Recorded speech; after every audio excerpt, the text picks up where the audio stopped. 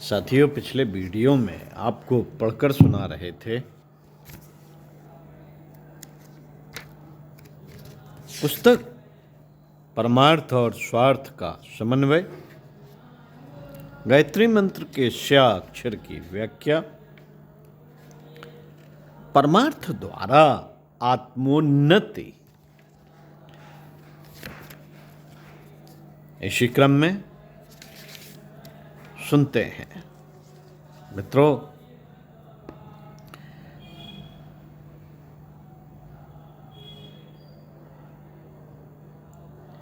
बताया जा रहा था पिछले वीडियो के में इस कार्य प्रणाली को अपनाने से साधना में प्रगति द्विगुणित वेग से होती है,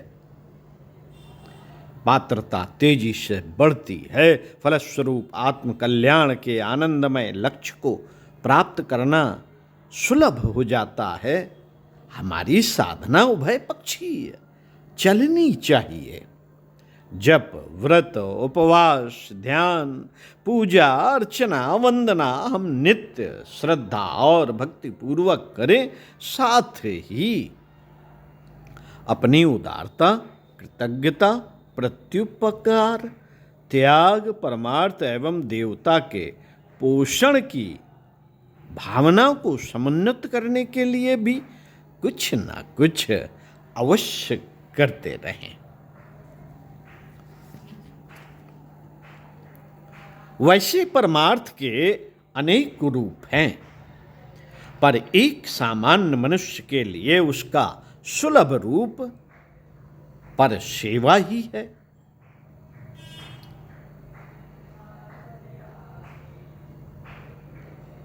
कष्ट या अभावों में ग्रस्त व्यक्ति की किसी रूप में सहायता करने से उनका संकट निवारण होने के साथ ही हमको आत्मसंतोष भी प्राप्त होता है। इससे आत्मिक बल की वृद्धि होती है और मनुष्य अधिक महत्वपूर्ण कार्यों को करने में समर्थ होता है। लोक सेवा के 3 प्रकार हैं साथियों। लोक सेवा के 3 प्रकार हैं। कौन कौन से प्रकार आपको पढ़कर सुनाते हैं, आइए सुनते हैं मित्रों। लोक सेवा के 3 प्रकार। नंबर 1 परोक्ष सेवा, नंबर 2 प्रत्यक्ष सेवा, नंबर 3 सह सेवा। परोक्ष सेवा का तात्पर्य है अपना कार्यक्रम निर्दोष, निष्पाप, लोक हितकारी रखते हुए जीवन यापन किया जाए। प्रत्यक्ष सेवा उसको कहते हैं जिसमें जीवन का प्रधान कार्य सार्वजनिक कार्यों में रहना होता है। सह सेवा वह है जिसमें मनुष्य अपना बचा हुआ समय दूसरों की सेवा में लगाता है या आवश्यकता पड़ने पर अपने दैनिक कार्यों में से परहित के लिए समय निकाल लेता है। जो व्यापारी अभय, मिलावटी, नकली, खराब, कमजोर चीजें नहीं बेचता, वरन उपयोगी वस्तुएं बेचकर जनता की अभाव पूर्ति करता है, तौल माप, प्रामाणिकता और भाव में ईमानदारी बरतता है, वह व्यापारी परोक्ष लोक सेवक है। यद्यपि वह अपने व्यापार को व्यक्तिगत लाभ की दृष्टि से चलाता है, पर उसमें यह ध्यान रखता है कि यह कार्य दूसरों के लिए भी उपयोगी हो। ऐसे व्यवसाय से व्यापारी अपना उतना लाभ नहीं कर पाता जितना कि बेईमान दुकानदार कर लेते हैं। फिर भी निश्चित रूप से उसकी ईमानदारी एक प्रकार की लोक सेवा है। इसी प्रकार कोई भी किसान, मजदूर, वकील, वैद्य, सरकारी कर्मचारी, कारीगर, अध्यापक, वैज्ञानिक ईमानदारी से अपने कर्तव्य का पालन करता हुआ अनीत के द्वारा धन संचय का लाभ त्याग कर परोक्ष लोक सेवा के पुण्य का भागीदार हो सकता है। मित्रों, प्रत्यक्ष सेवा की वर्तमान समाज में अत्यधिक आवश्यकता है। कारण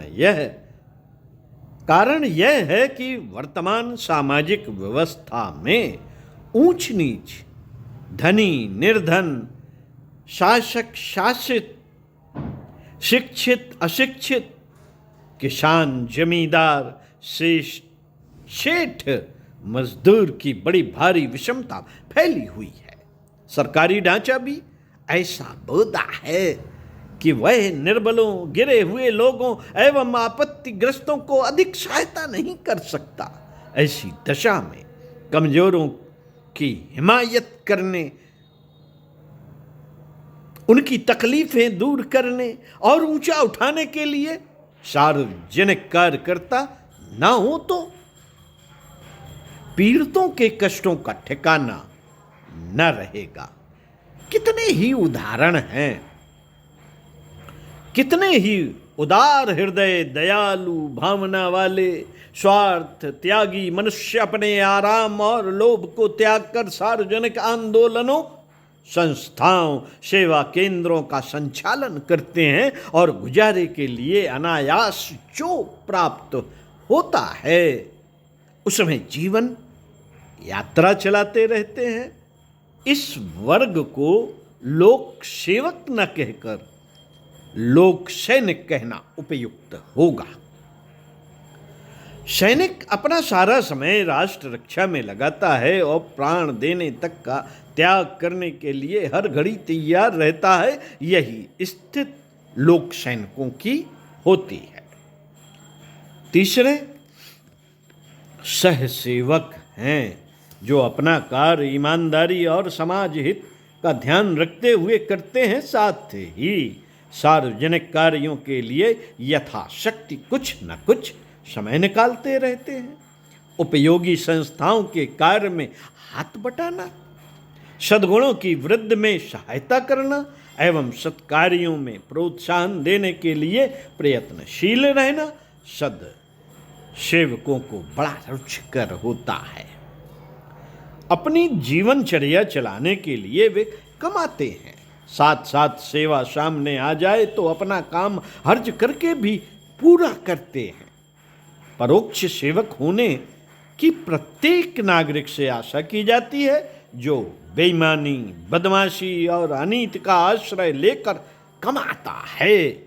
वह कानूनी पकड़ एवं जनता की घृणा से बचा रहते हुए भी पापी एवं लोकघाती है। मित्रों,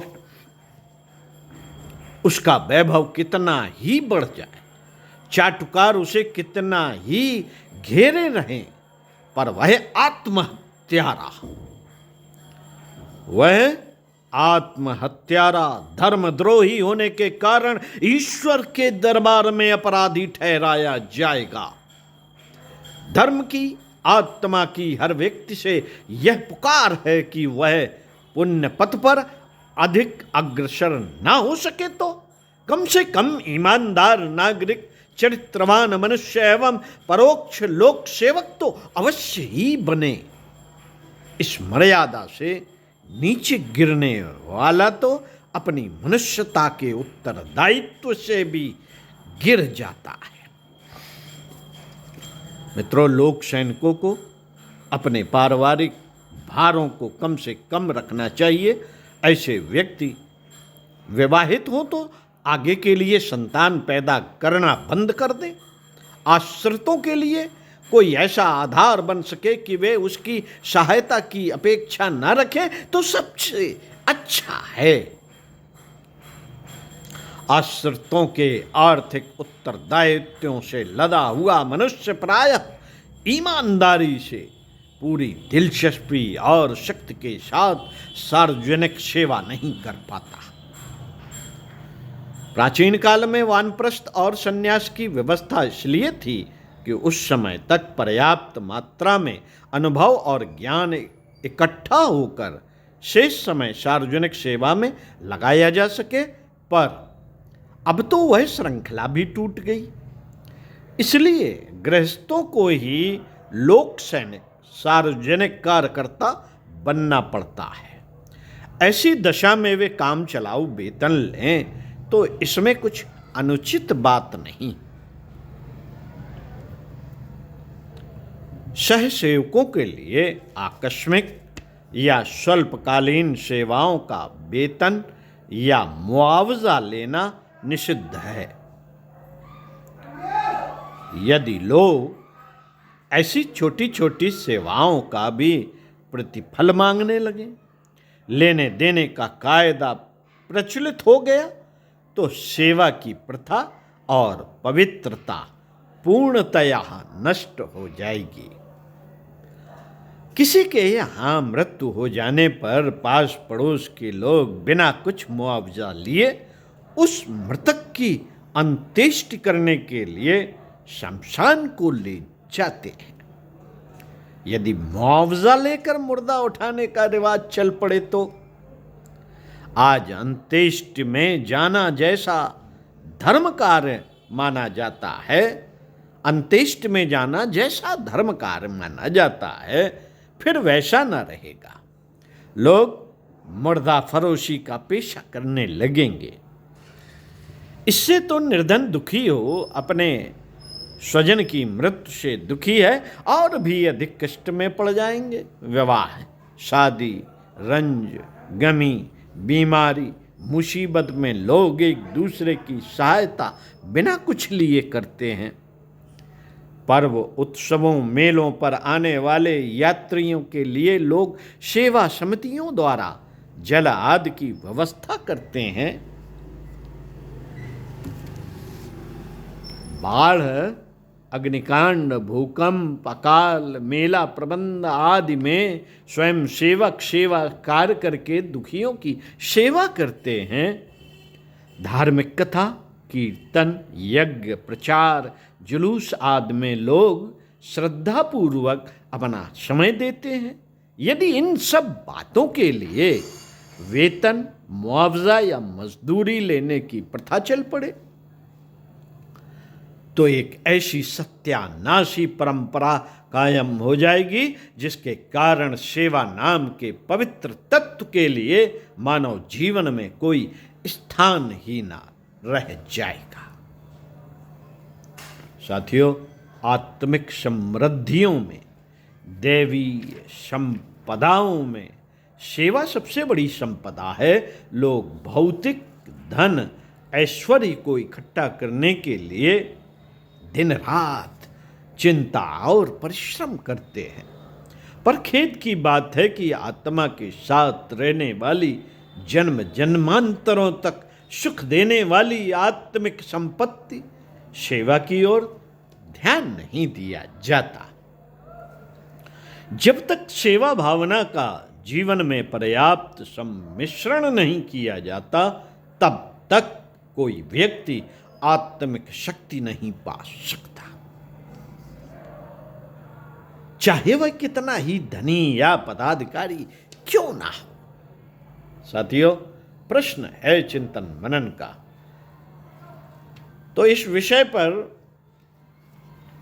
परमार्थ और सेवा साधना पर चिंतन मनन करते रहिए। आपको इसी क्रम में अगले वीडियो में परमार्थ ही सच्चा वैराग्य है पढ़कर सुनाएंगे। सुनते रहिए कुछ अच्छा और पढ़ते रहिए कुछ अच्छा। स्वाध्याय, सत्संग, चिंतन मनन का क्रम बनाए रखिए।